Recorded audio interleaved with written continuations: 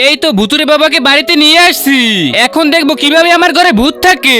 ভূত তাড়িয়ে দেবো, কিন্তু তার আগে 5,000 টাকা দিতে হবে। আরে বাবা, এই যে 10,000 নাও, তাড়াতাড়ি ভূত তাড়াও। কিরে শালা, কে রে তুই?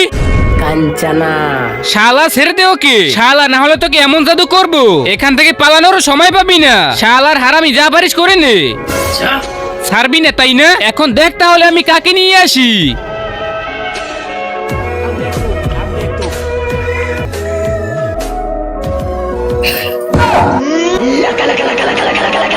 আরে বাবারে চন্দ্রমুখী, তুমি এখানে কেন আসলে?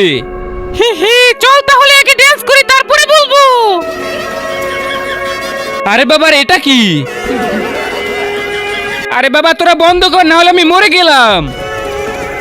শালা বন্ধ কর বলছি।